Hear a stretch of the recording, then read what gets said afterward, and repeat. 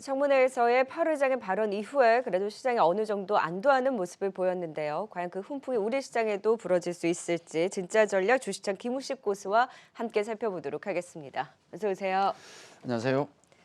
네, 요즘 시장이 참 어렵고 힘들고 변동성 장세 버티기가 정말 만만치가 않습니다. 그렇죠. 네, 그런 와중에 일단 미국 증시에서 반등이 나와줬는데 네. 우리 시장도 오늘 반등의 무게를 싣고는 있습니다만 계속 변동성 장세에서 안심할 수는 없잖아요. 그렇죠. 이슈를 좀 하나하나 보도록 하죠. 예, 제가 일주일 만에 이 자리에 나왔지 않습니까? 근데 제 느낌은 어제 출연하고 오늘 출연한 느낌이에요. 시장이 달라진 게 없네요. 일주일 동안 아무것도 변한 게 없었고 맞아요. 어려웠습니다. 진짜 일주일이 하루 같았는데 아마 다음 주에는 좀 다른 느낌으로 나올 것 같아요. 예, 분위기가 오늘부터 좀 그런 느낌 느껴지는데 여러 가지 그 변수들이 굉장히 많았습니다. 근데 뭐 한 주 동안 굉장히 또 성토의 장이 됐던 게 또 있었는데 주주에 대한 예의가 없는 것 같습니다. 그런 게 얘기 많이 나왔잖아요. 카카오페이 임원의 먹튀 얘기 나왔을 거 스톱쇼 좀 너무했어요. 엄청났죠. 네. 거기다가 또 최근에 작년부터 그랬지만은 각 회사의 물적 분할. 우리 그 미국의 오렌 버핏의 버크셔 해스웨이 같은 경우는 작년에 가장 많이 산 주식이 자사주라고 얘기하지 않습니까? 미국 기업들은 자사주를 매입해서 뭐 소각을 한다든지 배당을 내서 주주 가치를 높이는 데 노력을 하는데 우리는 유상증자가 아니고 이 물적 분할 같은 경우도 물량 풀리는 거와 똑같은 거예요. 거기다가 또 오스템 임플란트 사건, 주주에 대한 예의가 너무 없는 것 같다. 이것도 시장에 분명히 영향을 좀 줬던 것 같습니다. 근데 일단 중요한 건 세 가지죠. 코로나, 그다음에 금리, 우리나라는 특히 수급, 요 세 개를 계속 체크를 해야 되는데 코로나 관련해 가지고는 두 개만 보시면 돼요. 예, 변함없는 게 하나 있는데 그나마 이건 다행이죠. 지금 그림에 이건 글로벌 전체 주간 흐름입니다. 한 주간 1,700만 명이 확진됐다 그러네요. 폭증하고 있죠, 지금. 이렇게 폭증을 하고 있는데 다행인 점은 역시 계속 강조드리는 점. 사망자 수는 계속 이렇게 줄어드는 모습을 보입니다. 한 주간 4만 5천 명, 뭐 안타까운 일이지만은 사망자 수가 줄어들고 있더라. 백신 덕분이죠, 그것도. 그래서 코로나 상황 같은 경우는 뭐 변이가 나오고 합니다만은 그나마 좀 다행이고, 그리고 제가 좀 강조드린 것은 화이자의 주가. 저는 이게 제일 중요하다고 봐요. 백신과 치료제 모두 만들고 있는, 치료제도 우리가 들어오고 있죠. 모두 만들고 있는 화이자의 주가가 과연 지금 아슬아슬한 자리입니다. 아슬아슬한 자리인데 과연 추세가 또 위로 올라갈 것인가 꺾일 것인가에 따라서 코로나 상황은 우리가 가늠하면 되지 않을까 말씀을 드리겠고, 두 번째 중요한 게 역시 이제 미국의 금리 문제가 되겠는데, 우리 10년 만기 국채금리 보시면은 요 1년짜리 보고 계십니다. 작년 봄에 급등을 한번 하면서 주가 날렸거든요. 코스닥이 뭐 두 번에 걸쳐서 10% 전후에 급락이 나왔던 구간입니다. 미국도 뭐 빅테크 주가 박살났었고, 그러다가 안정이 되고 난 다음에 지금 최근에 다시 이렇게 한 일주일 사이에 급등하는 모습, 요거 때문에 또 난리였죠. 근데 간밤에 이제 파월 연준 의장이 청문회에서 얘기했던 것은 별건 없었어요. 왜냐하면 이미 뭐 얘기할 거 다 했지 않습니까? 테이퍼링 얘기가 이미 나왔었고, 그 다음에 금리 인상 나오고, 또 유동성 축소까지 얘기 나왔기 때문에 뭐 더 이상 나올 게 3단 콤보로 이미 다 나왔었기 때문에 뭐 추가로 얘기를 꺼낼 건 없죠. 이미 다 얘기를 했는데 거기다 또 뭐 불을 지필 필요는 또 없지 않습니까? 그래서 별 얘기를 안 했다, 새로운 게 없었다는 것 때문에 아마 금리가 조금 내려가고 간밤에, 그리고 기술주들도 반등이 나온 것이 아닌가라고 생각을 합니다. 그래서 이런 부분들은 결국은 우리가 적응을 앞으로 해 나가야 될 문제가 아닌가 말씀을 좀 드리겠고, 다만 유동성을 이제 회수도 할 수 있지 않습니까? 그러다 보니까 유동성 장세는 거의 뭐 끝자락이다라고 볼 수밖에 없어요. 대표적인 게 이제 코인 가격, 암호화폐 가격을 보시면은 암호화폐 같은 경우도 이제 고점을 찍고 최근에 또 완연하게 하락하는 모습을 보이는데, 지난 4월에 보시면 봄에 그때 긴축 얘기 나오면서 급락을 했었고 정확하게 움직이죠. 또 최근에 이렇게 급락하는 모습이 나오는데, 사실 코인 같은 경우는 내재 가치가 없어요. 기업들은 뭐 돈을 벌면서 배당도 하고 여러 가지 하지 않습니까? 근데 코인은 내재 가치가 없기 때문에 유동성이 대단히 중요하죠. 근데 지금 유동성 자체를 회수를 하고 있기 때문에 코인 시세에 지금 직격탄을 맞고 있는 거다라고 생각하시면 될 것 같고요.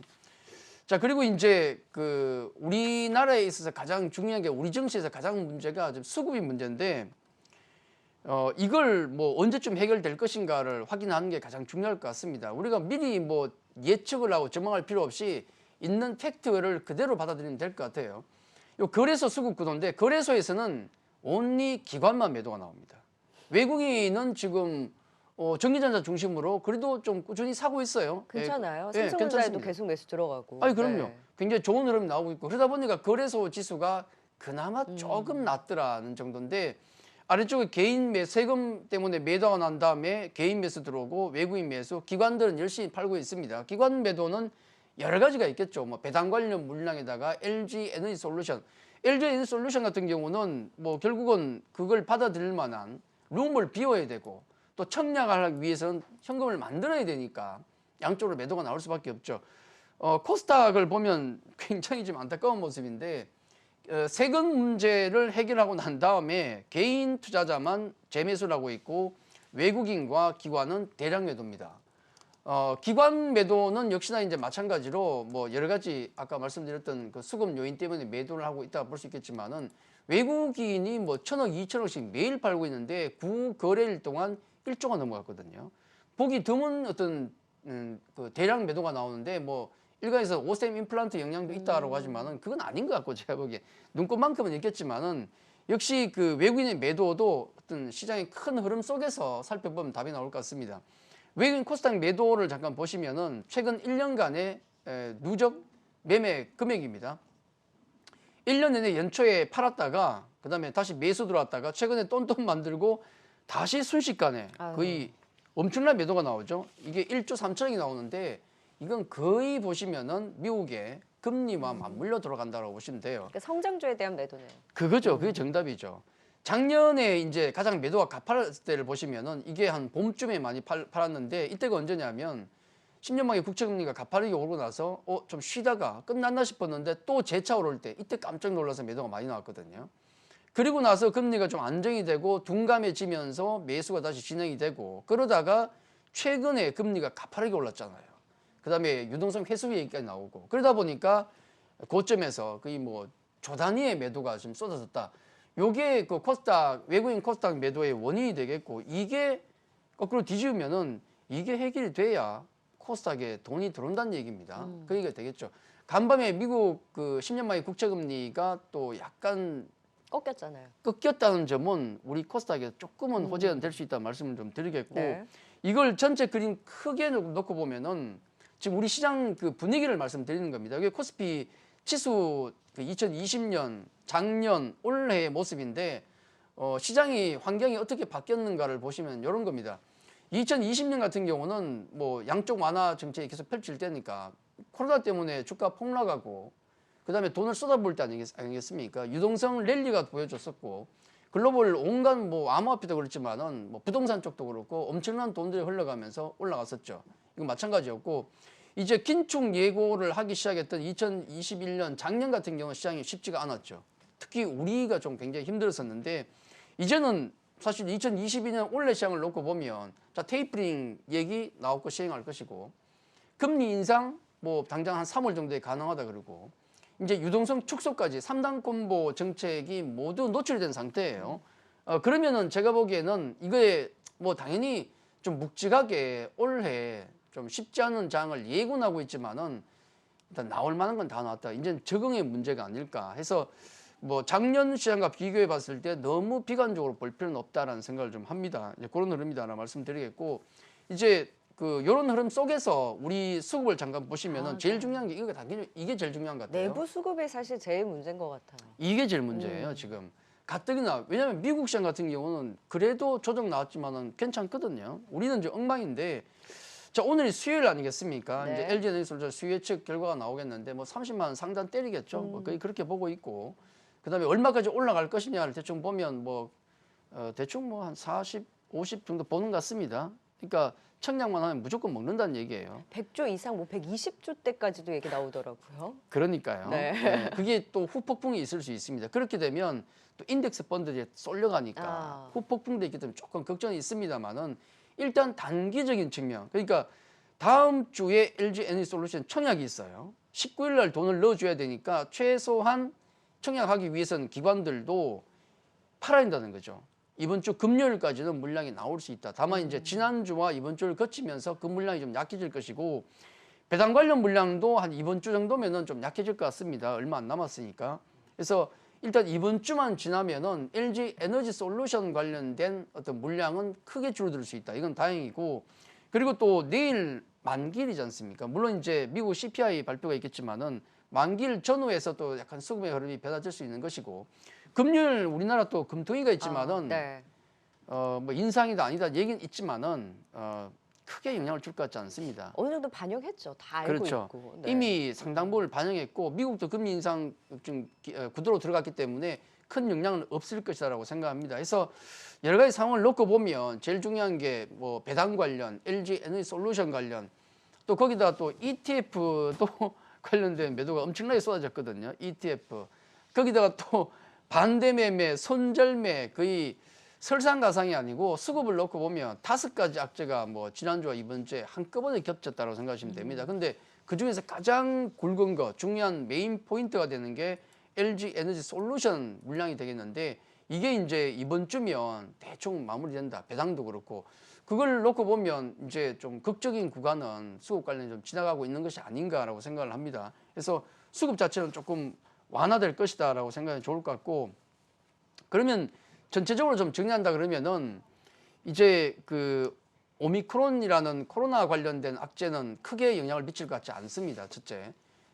두 번째, 이제 금리 관련된 것도 큰 건 다 노출이 됐고, 이제는 2022년 또 거기에 우리 몸을 맞춰서 적응해가는 과정이 진행이 될 것이고, 세 번째, 수급과 관련해 가지고는 큰 것 하나가 이번 주에 조금 지나간다. 물론 이제 상장되고 나서 코스피 200이나 LG에너지솔루션이 아니면 MSCI 지수에 조기 편입될 가능성이 있습니다. 또 그것 때문에 나중에 또 수급 쏠림이 있을 수도 있겠지만은 당장의 수급 쏠림은 이번 주에 끝난다. 그럼 다음 주 시장에 대한 기대감을 가지겠죠.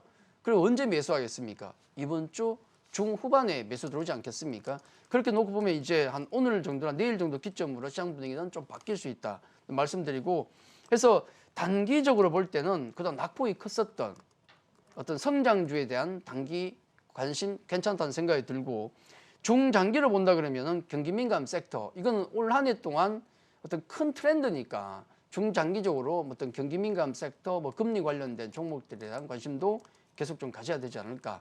그 다음에 이제 한 주, 두 주 지나고 나서 새롭게 어떤 포트폴리오 전략을 한번 고민해 봐야 되지 않을까, 그렇게 말씀을 드리겠습니다. 그래서 종목에 대한 고민이 많잖아요. 지금 그쵸. 순환매라기보다는 종목별로 튀었다가 그리고 경기 민감 센터에서 올랐다가 네. 그러다가 뭐 전기전자 같은 경우는 또 매수세가 유입되면서 반등도 줬다가 좀 정신없는 장인데, 종목의 이 변동성 장세에서 어떻게 전략을 세워야 되나요? 중심 잡기 힘들죠. 뭐 어제 미국 시장도 보시면은 그 하루 단위로 막 변합니다. 기술주 갔다가 또 갑자기 또 우리 흔히 얘기하는 또 경기 민감 섹터 시크릿걸 갔다가 이게 금융주 왔다 갔다 갔다가 하니까 그렇죠. 정신 없어요. 그러니까 정신이 없는데, 아까 제가 제일 처음에 주주에 대한 예의가 없다라고 얘기 드리면서 워렌 버핏의 버크셔 해스웨이 얘기를 말씀드렸지 않습니까? 지금 버크셔 해스웨이에서 가장 많이 가지고 있는 종목이 뭐냐면 애플입니다. 기술주죠. 그다음에 포트폴리오의 한 30% 차지하는 게 금융주입니다. 묘하게도 지금 그쪽은 기술주와 굴뚝주를 양분해서 갖고 있어요. 그러니까 뭐 애플 덕분에 얼마나 돈을 많이 이번에 챙겼겠습니까? 물론 워렌 버핏이 직접 사셨는지 밑에 분들 사셨는지 모르겠지만 어쨌든 포트폴리오는 괜찮아요. 요게 힌트가 저는 된다고 봅니다. 지금 뭐 기술주냐 아니면 또 이런 금융주라는 굴뚝주냐 고민을 하시는 분들께 말씀드릴 수 있는 것은 이게 아마 힌트가 될 것 같습니다. 거기다가 조금 조화가 필요한데, 성장주 중에서도 극성장주로는 좀 경계를 해야 될 것 같아요. 퍼밸류가 너무 높은 종목, 돈을 못 버는 종목, 이런 종목은 경계를 해야 된다. 그러니까 성장주도 숫자가 나오는 종목, 실적이 되는 종목, 성장주를 보셔야 되고, 반대로 우리가 가치주를 보더라도 너무 성장에 대한 모멘텀이 없으면 그것도 재미없을 수가 있어요. 예, 그렇기 때문에 숫자가 있는 우리 그 성장주, 또 약간의 성장이 있는 가치주를 좀 섞어서 가는 게 저는 맞겠다. 그러니까 너무 하이브리드네요. 그렇죠. 너무 극단의 종목을 쫓다가는 낭패를 당할 수 있다. 특히나 이제 최근에 가장 고통을 많이 겪었던 게 NFT 관련 게임주지 않습니까? 맞아요. 또 위믹스 관련 안 좋은 얘기가 나오더라고요. 그러면 안 되는데, 굉장히 좀 안타까운 일인데, 어쨌든 메타버스나 NFT 같은 경우는 굉장히 뭐 올해도 좋은 흐름을 기대합니다만은 실적이 안 되고 너무 극단적으로 가는 종목들은 경계하기 좋다 말씀을 좀 드리겠고, 지금 우리 포트를 제가 이렇게 샘플로 가지고 나오는데 변화를 준 건 뭐냐면 2차 전지에 LNF를 하나 일단 좀 넣었습니다. 2차 전지에 LNF를 하나 넣었고 그다음에 낙폭 과대주에 있던 현대 미포조선을 경기미가 가치 쪽으로 이동만 시켰어요. 그러니까 이제 일단 낙폭 과대주에선 탈출했다. 현대 미포조선이 한 주간 또 괜찮았잖아요. 그래서 요것만 가치 쪽으로 좀 옮겨주고 낙폭 과대주 쪽 중에서 이제 동국제약도 조금 있으면 또 탈출할 것 같습니다. 요것도 이제 그러면 위로 옮기겠죠. 요 정도의 변화. 그리고 빠진 게 있죠. 지난주에 예고했듯이 카카오는 빠졌습니다. 카카오도 그러면 안 돼요. 예, 그건 좀 심했다는 생각이 들고 또 그 주가도 그런 식으로 빠지면 안 됩니다. 또 우리 K-팝 관련주 중에서 하이브도 빠졌습니다. 요건 제가 요것도 한번 설명을 드렸죠. 어디를 1순위로 보느냐, 탑픽으로 보느냐라고 할 때 예전에 이제 작년 초 같은 경우는 하이브였지만 이제는 SN과 JYP 쪽으로 라는 말씀을 좀 드렸는데 일단 전체 포트폴리오에 대한 간단한 설명을 좀 드렸고 전기전자 쪽은 크게 문제가 없을 것 같아요. 뭐 삼성전자, 반도체 쪽, 또 자율주행차 관련, 또 애플과 함께 가는 LG 디스플레이 최근에 조정이 좀 있었지만은 건강한 조정이라는 생각이 들고 그럼 매수 기회가 될 수도 있나요? 그렇죠. 요번이 매수기가 될 수 있죠. 요것도 이제 그 우리가 가치주하고 성장주의 한 중간 정도 색깔로 보시면 좋을 것 같습니다. 그래서 요것도 중기로 굉장히 좋다는 생각이 들고 K-팝 관련해서 지금 코로나19 회복 관련주가 크게 힘을 못 씁니다. 우리는 특히 힘을 못 써요. 미국 같은 경우는 위드 코로나 관련주들이 나름 괜찮게 바닥에서 올라오는데 항공주도 괜찮았잖아요. 또 여행주도 우리는 유독 힘을 못 쓰는데 그 이유 중에 하나가 수급적 요인이 큽니다. 마침 이거 지금 K-팝 관련주들이 모두 ETF 그러니까 메타버스 ETF에 다 들어가 있어요. 근데 거기서 물량이 쏟아졌거든요. 지금 4개 회사의 메타버스 ETF 관련 그 주가를 보시면은 거의 제자리 근처까지 왔어요. 박살이 나 있습니다. ETF는 펀드거든요. ETF 펀드가 심지어는 뭐 주간 단위로 보면 뭐 15% 이렇게 인덱스 펀드가 그렇게 빠지는 경우가 잘 없는데 당연히 그거는 인덱스가 아니고 액티브이기 때문에 가능한 일입니다. 어쨌든 거기에 편입되어 있는 종목들이 이번에 박살이 났다. 근데 어제 보고서가 하나 있었는데 그 이제 연말이면 베스트 애널리스트 발표를 하지 않습니까? 이제 엔터 미디어 쪽에 베스트 애널리스트 한 분이 그분이 엔터 리포트를 썼는데 타이틀이 재밌어요. 엔터주들은 이제 가치주다는 얘기를 하고 있습니다. 이게 왜 성장주냐? 왜냐하면 SM 기준으로 퍼밸류가 20배까지 내려왔어요. 전기차만큼 일지는 모르겠지만은 가장 우리나라에서 성장 모멘텀, 성장 동력을 가지고 있는 게 K-팝이고 실제로 사상 최고치를 기록하고 있는데 퍼밸류가 20배가 말이 되느냐? 이건 성장주가 아니다 그러는데 근데 문제는 성장주로 분류가 되면서 같이 매도가 됐다는 게 문제가 되겠죠. 요건 좀 구분해서 보시는 게 좋다는 말씀을 좀 드리겠고 자 그리고 2차 전지 관련주 같은 경우도 저는 중장기로는 크게 문제가 없다고 보는데 지금 LNF를 집어넣은 것은 대부분의 지금 2차 전지주들이 한 20% 전후한 조정이 나왔습니다. 그리고 LG 에너지 솔루션이 지금 올라오지 않습니까? 그러면 이번 주와 다음 주에서 한 2주 정도가 굉장히 중요한 국면이다. 저는 그렇게 봐요. 이 정도 자리에서는 반등이 나와야 되고 나와야지만은 중장기로 뭐 예를 들어서 저는 뭐 2030년까지 가겠습니다. 4년, 5년 가겠습니다. 그러면 저는 별로 할 말이 없습니다. 저는 긍정적으로 보니까. 근데 그렇게 들어가기가 쉽지 않지 않습니까? 그렇죠. 단기도 중요하거든요. 그래서 밑에 자리도 중요하기 때문에 2차 전지주들이 이번 달에 제대로 된 반등이 한번 나와줘야 돼요. 그렇게 숨 고르기를 하고 나서 다시 정비를 해야 되지 계속 여기서 밀려버리면 답이 없다는 거죠. LG 에너지 솔루션이 지금 올라오기 때문에 그것과 관련된 종목들을 보는 게 좋겠죠. 뭐 당연히 LNF 같은 경우는 그쪽으로 계속 납품을 하는 것이고 테슬라 관련주기도 하고 대주 같은 경우도 마찬가지로 LG 에너지 솔루션과 함께 하고 있죠. 그래서 관련주들 이번 주와 다음 주 한번 잘 보자 말씀을 드리겠고 그다음에 경기민간 가치 중에서 KB금융, 현대미포조선 이쪽이 다 괜찮잖아요. 이런 쪽은 좀 롱텀하게 가져가는 게 좋다는 말씀을 드리겠고 동국제약 같은 경우도 지금 월봉으로 보시면은 상승의 초입 같은 느낌이 굉장히 많이 들어요. 네. 뭐 후판 쪽이 한 10% 정도지만은 나머지 봉형강이나 이런 쪽이기 때문에 우리나라 건설 경기 관련해서 그냥 건설 얘기도 좀 나오는데 우리 대선 주자들 공급 물량 늘린다는 얘기 나오니까 봉형강이 주력인 동국제약 같은 경우는 좋은 국면 이어갈 수 있다. 특히나 실적이 좋아요. 작년에 엄청났고 올해도 만만치 않을 것 같습니다. 그래서 굴뚝주들도 같이 보자.